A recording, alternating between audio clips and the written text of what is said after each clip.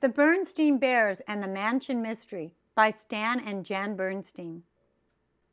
One day, Papa Bear, who made and repaired furniture, got a call from Squire Grizzly. "The squire wants me to come over and talk about some business," said Papa. He was very pleased because Squire Grizzly was the richest bear in Bear Country and would make a very good customer. "May we come along, Unc?" asked Cousin Freddie, who was visiting. "I hear that Squire Grizzly has some great stuff in that mansion of his," added Brother Bear. "Please, Papa," begged Sister Bear. "Why not?" said Papa. "Wow," said Freddie. When the mansion came into view, "That's some place." "Yes," agreed Sister, "and look at the beautiful grounds." "Hey, where are you going, Unc?" shouted Freddie as Papa steered around to the back. "There's the front door." "Lady Grizzly doesn't let anybody come in the front door," exclaimed Papa, "not even Squire Grizzly." "We're here to see Squire Grizzly," said Papa, when Grisby, the butler, answered their knock. "I shall tell the master you are here," he said. No sooner were they inside the mansion than they heard a scream. It was from Lady Grizzly. "We've been robbed," she wailed. "Someone has stolen 3 of my favorite things, my writing desk, my precious carved chest, and my adorable pepper mill, all valuable antiques." "This," said Brother Bear, "looks like a case for the Bear Detective," shouted Sister and Cousin Fred.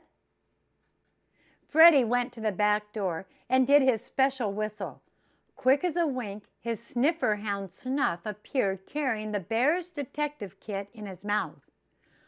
"Don't worry, ma'am," said Brother. "The Bear detectives are on the case." "And the world's greatest detective, Papa Q. Bear," said Papa, who thought he was the world's greatest expert at just about everything. "But my good fellow," said the squire, taking Papa aside. "That reminds me, Squire, what was it you wanted to see me about?" asked Papa. "That can wait.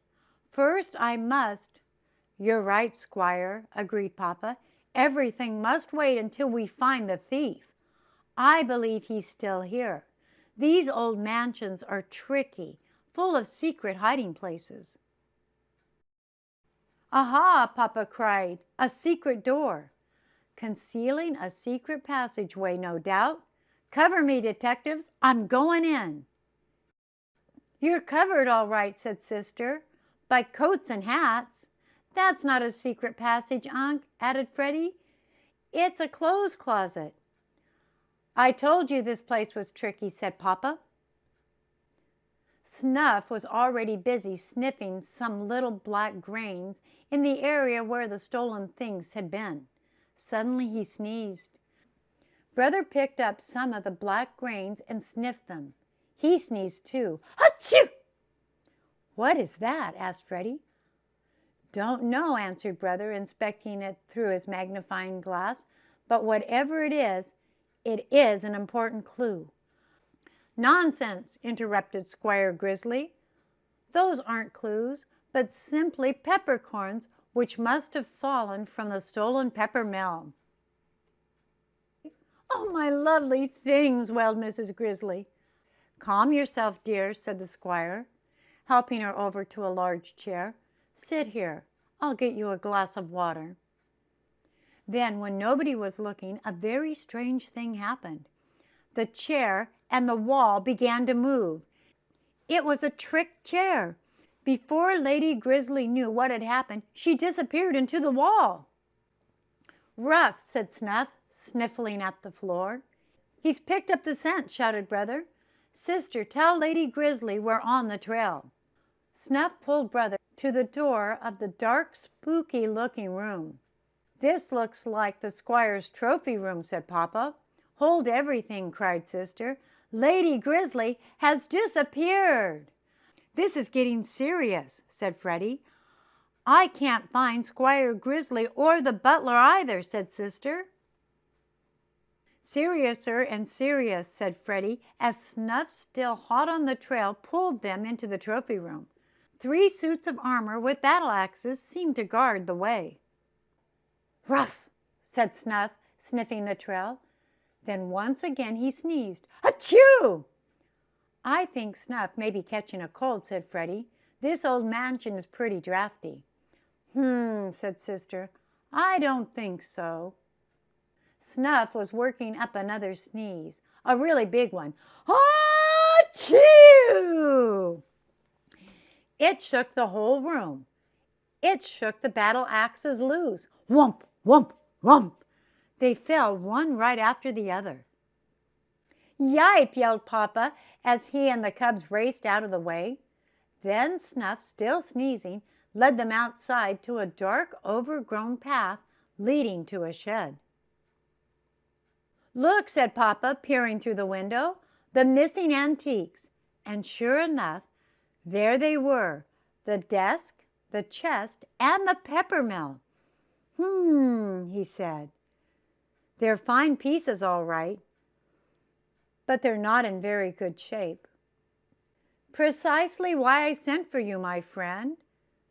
The startled bears turned around and saw Squire Grizzly stepping out of the shadow. Just as I thought, said Sister. It was a trail of pepper that made Snuff sneeze, a trail left by Squire Grizzly himself, probably through a hole in his pocket. By Jove, said the squire, I do have a hole in my pocket, and the pepper is all gone. The pepper you removed from the pepper mill before you stole it, accused Sister.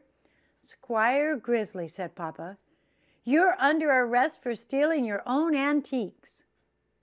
Stuff and nonsense, dear chap, Squire Grizzly protested. I called you to repair Lady Grizzly's favorite things as a special birthday surprise, but she returned unexpectedly from a trip and upset my plans. Now quickly, load those things into your car and be off with you. Grisby is fetching her from our secret passageway even now. Papa and the cubs loaded the stolen antiques into the car and made a fast getaway. Happy birthday, my dear, said the squire as he presented the beautifully repaired antiques to Lady Grizzly a few days later. What a lovely surprise, Lady Grizzly said. My precious things weren't stolen after all, merely spirited away for repairs. And thank you, Papa Bear.